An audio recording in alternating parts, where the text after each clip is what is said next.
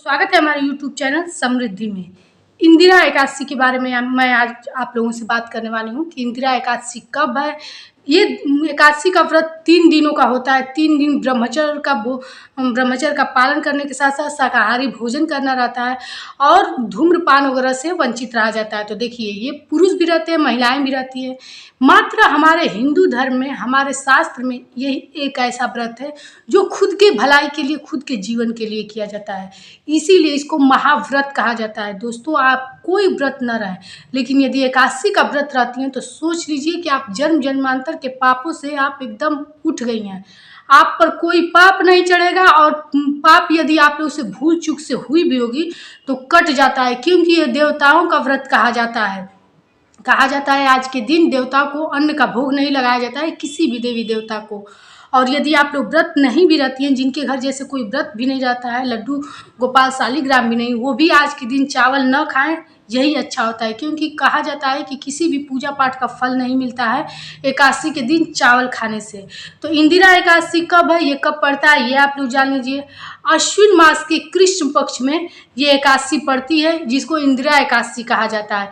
ये एकादशी अपने पितरों की शांति के लिए, पितरों के मुक्ति के लिए किया जाता है। तो ये आज के दिन कैसे संकल्प लिया जाता है, कैसे इस व्रत को आप लोग रखेंगे, ये सब मैं इस वीडियो में बताऊंगी। तो यदि आप लोग को वीडियो अच्छा लगे दोस्तों, तो एक लाइक जरूर कर दीजिएगा और वीडियो को सब्सक्राइब भी कर दीजिएगा चैनल को, ताकि ऐसी ही वीडियो की नोटिफिकेशन आपके पास पहुँचते रहें। देखिए दोस्तों, इंदिरा एकादशी 10 तारीख को है, यानी मंगलवार को है। अश्विन मास में 10 तारीख को, 10 अक्टूबर को है। अब आप लोग को 9 तारीख से इन नियमों का पालन करना पड़ता है। सबसे पहले जानते हैं, जब सूर्यास्त हो 9 तारीख को, 9 अक्टूबर यानी सोमवार के दिन सूर्यास्त के पहले भोजन कर लिया जाता है। और भोजन में चावल नहीं रहना चाहिए, सरसों का तेल नहीं रहना चाहिए, मूली मसूर बैगन नहीं रहना चाहिए। तो आप लोग पूरा शुद्ध सात्विक भोजन कीजिएगा, चावल मत खाइएगा, क्योंकि व्रत की शुरुआत और व्रत का पारण बिना चावल का किया जाता है। इसलिए आप लोग चावल मत खाइएगा। हो सके शुद्ध घी में बना हुआ कोई सब्जी, जैसे कि मैं हमेशा आप लोग को हर वीडियो में बताती हूँ कि लौकी का सब्जी खाना एकादशी के व्रत में महा फलदायी होता है। तो एकादशी का व्रत आप लोग जानते हैं महाव्रत कहा जाता है। पहले के राजा मुनि जो लोग रहते थे, सभी लोग ये व्रत करते थे। कहा जाता है कि इस व्रत का तीनों लोक में लोग भगवान रहते थे, देवी देवता रहते थे, तीनों लोगों से मुक्ति दिलाता है। धर्म अर्थ काम मोक्ष सब प्रकार के सुखों को देने वाला ये व्रत होता है। तो पुरुष भी, जैसे किसी के घर श्राद्ध वगैरह जब होता है तो लोग जैसे इसमें संकल्प लेकर के 5 बार 7 बार कहते हैं। महीने में 2 एकादशियाँ पड़ती हैं, कृष्ण पक्ष में और शुक्ल पक्ष में भी एक एकादशी पड़ती है। तो कुछ लोग जैसे गिनती टाइप में रहते हैं, 5 या 7 एकादशी रहते हैं। कुछ लोग महीने के पूरे एकादशी मतलब साल के रहते हैं। कुछ लोग गिनती वाले, जैसे कि देवोत्थानी एकादशी रहेंगे, परिवर्तनीय एकादशी रहेंगे, ऐसे कुछ जो बड़ी एकादशियाँ उनकी व्रत रहते हैं। तो आप लोग जैसे कि शुद्ध शाकाहारी भोजन करने के बाद सूर्यास्त के बाद अन्न का कोई मुंह में अन्न नहीं खाएंगी, नमक नहीं खाएंगी, सिर्फ फलहार वगैरह खाएंगी, चाय दूध वगैरह ले सकती हैं। इसके बाद से आप लोग अगले दिन ब्रह्म मुहूर्त में जल्दी से जग जाइएगा, यानी 10 तारीख को दिन मंगलवार को आप लोग ब्रह्म मुहूर्त में जग जाइएगा। क्योंकि देखिए, विशेष पूजा जब कोई होता है वो ब्रह्म मुहूर्त में ही करने का विशेष फल भी मिलता है। 10 बजे 11 बजे, और वैसे भी आप लोग व्रत हैं, व्रत वाला पूजा कोई भी 10 बजे 11 बजे नहीं किया जाता है। तो यदि आप लोग रोज की पूजा भी देर से करती हैं तो आज वाली पूजा ब्रह्म मुहूर्त में उठ करके कीजिएगा। यदि आप लोग व्रत नहीं भी रहती हैं और लड्डू गोपाल शालिग्राम हैं तो इंदिरा एकादशी को पूजा जरूर कीजिएगा, जिस विधि से मैं बता रही हूँ, जिस संकल्प के द्वारा बता रही हूँ, क्योंकि पितरों की मुक्ति और शांति के लिए ये व्रत रहा जाता है। तो पूरे ध्यान से सुनिएगा, और अच्छा लगे दोस्तों तो एक लाइक जरूर कर दीजिएगा, क्योंकि आप लोग के लाइक से हमें बहुत प्रेरणा मिलती है और यही एकमात्र जरिया है जिससे हम लोग आपसे जुड़े रहते हैं और हमको लगता है कि हमारी वीडियो आप लोग को अच्छा लग रहा है। तो दोस्तों, फिर से आप लोग सुबह उठ के ब्रह्म मुहूर्त में जग जाइएगा, और जगने के बाद आप लोग गंगा जल डाल करके स्नान कीजिएगा, क्योंकि पवित्र नदी में स्नान करना हर एकादशी के दिन ये संभव नहीं है। तो इसीलिए मैं बताती हूँ कि गंगा जल डाल के स्नान कीजिएगा। पंचामृत की जो भी सामग्री होती है उसकी व्यवस्था कर लीजिएगा दोस्तों, क्योंकि एकादशी के दिन पंचामृत से लड्डू गोपाल, शालिग्राम या फिर विष्णु भगवान का आप लोग के पास प्रतिमा ही है तो उनको चढ़ाइएगा, और लड्डू गोपाल शालिग्राम है तो स्नान कराइएगा। कोई ऐसी मंदिर है तो आप लोग जा करके वहाँ भी चढ़ा सकते हैं, क्योंकि व्रत है ना, और इस व्रत का पूर्णतः फल पाने के लिए आप लोग मंदिर में पूजा करें या फिर घर में लड्डू गोपाल शालिग्राम है उनकी पूजा करें तो बहुत अच्छा माना जाता है, बहुत शुभ होता है।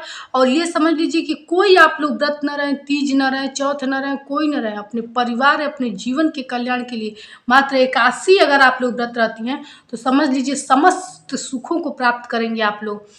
तो इसके बाद से आप लोग पीला वस्त्र पहन लीजिएगा, पीला कोई वस्त्र ले लीजिएगा, विष्णु भगवान को चढ़ाने के लिए पीला फूल, पीले फूल का माला ले लीजिएगा, पीले चंदन से सजा दीजिएगा, पंचामृत से स्नान कर दीजिएगा, और सबसे पहले आप लोग अपने हाथ में अक्षत, पुष्प और एक का सिक्का लेकर के और थोड़ा सा जल लेकर के संकल्प लीजिएगा कि हे विष्णु भगवान, मैं आज ये व्रत हूँ, एकादशी का व्रत हूँ, निर्विघ्न मेरा ये व्रत पूरा कीजिएगा, अपना नाम, गोत्र, स्थान बता दीजिएगा, मेरे पितरों की मुक्ति दीजिएगा, पितरों को शांति दीजिएगा, पितर हमारे यहाँ से प्रसन्न होकर जाए, क्योंकि पितृ पक्ष के बाद मैं बताती हूँ कि आप लोग को पता चल जाएगा कि आपके पितर आपसे रुष्ट हैं या प्रसन्न। तो इस प्रकार से संकल्प लेकर के वहीं छोड़ दीजिएगा।